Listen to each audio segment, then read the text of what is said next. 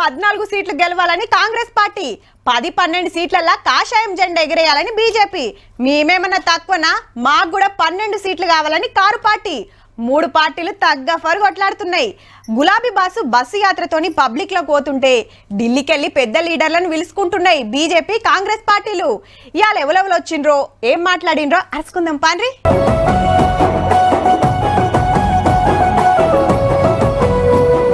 ఆదిలాబాద్ లా సుగుణక్కన్ గెలిపియాలని నిర్మల్లా meeting పెడితే Rahul Gandhi sir, CM Revanth Reddy sir, మంత్రులు, ఎమ్మెల్యేలు, కార్యకర్తలు బగ్గొచ్చిండ్రు. 15 ఆగస్టు లోపట రుణమాఫీ పక్కా చేస్తాం, ఇచ్చిన హామీలు తీరుస్తామని మాటిచ్చిండు ముఖ్యమంత్రి సారు. నువ్వు మంచిగా చీర కట్టుకొని ఆర్టీసీ బస్ ఎక్కు, ఒకవేళ నిన్ను టికెట్ అడిగితే 6 గ్యారెంటీలు అమలు చేయనట్లే. టికెట్ లేకుండా నువ్వు ఇంద్రవెల్లి గాని, నాగోబ జాతర గాని, భద్రాచలం రాములవారిని గాని, యాదగిరిగుట్ట లక్ష్మీ నరసింహస్వామిని దర్శించుకోవడానికి ఒక్క పైసా అడగకపోతే మా 6 గ్యారెంటీలను అమలు చేసినట్టే. ఇక రాహుల్ సార్ మాట్లాడుకుంటా కాంగ్రెస్ గెలిస్తే ఆడోళ్ళ అకౌంట్ల ఏడాదికి 1,00,000 రూపాయలేస్తాం, సర్కార్ జాబులు నింపుతామన్నాడు. దేశాన్ని బీజేపీ తెరలు చేసింది, మళ్ళా గెలిస్తే రాజ్యాంగం రద్దు చేస్తది, రిజర్వేషన్లు తీసేస్తది అనుకొచ్చిండు. और बीजेपी के नेताओं ने सीधा देश की जनता को कहा है कि अगर वो चुनाव जीतेंगे वो इस संविधान को बदल देंगे, खत्म कर देंगे, और अगर संविधान खत्म हो जाएगा तो रिजर्वेशन खत्म हो जाएगा. ఈడికెళ్లి సీదా అలంపూర్ మీటింగ్ కొచ్చి నాగర్ కర్నూల్ ఎంపీగా మల్లు రవి సార్ ను గెలిపియాలని కోరిండు. తెలంగాణకు సెంటర్ గవర్నమెంట్ ఏమి ఇయ్యలేదని గిట్ల ఎడ్డిచ్చిండు సీఎం సారు. బీజేపీ ఏమిచ్చింది? బయ్యారం ఉక్కు కర్మాగారం మనం అడిగితే బీజేపీ మనకు గాడిద గుడ్డిచ్చింది.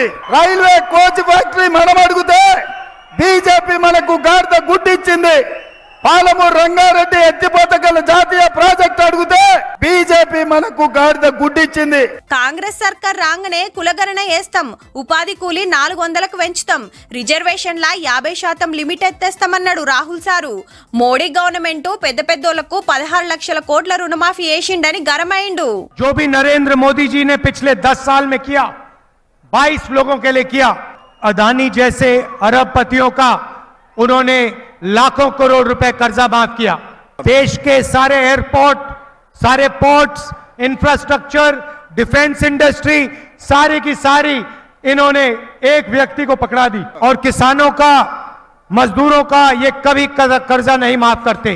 ఇక బీజేపీ ప్రచారం చూస్తే ఆదిలాబాద్ లా నగేష్ సార్ ను, నిజామాబాద్ లా అరవింద్ సార్ ను పార్లమెంట్ పంపాలని పబ్లిక్ మీటింగ్లు పెట్టిండు సెంటర్ మంత్రి అమిత్ షా సారు. రిజర్వేషన్ల మీద ఫేక్ వీడియోలు దిప్పి కాంగ్రెస్ వాళ్ళు తప్పుడు ప్రచారం చేస్తున్నారని గరమైండు.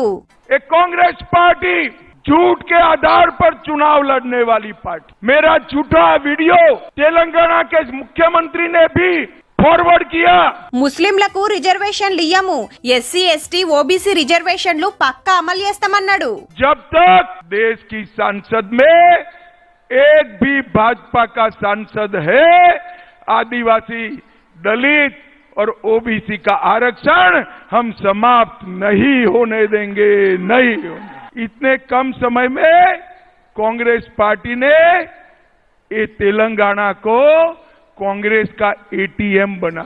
నిజామాబాద్ మీటింగ్ అరుచుకొని హైదరాబాద్ పరేడ్ గ్రౌండ్ కొచ్చిండు. మోడీ సార్ ను 3వ సారి ప్రధాని చేయాలని కాంగ్రెస్ బీఆర్ఎస్ కు సూటి పెట్టిండు అమిత్ షా సారు.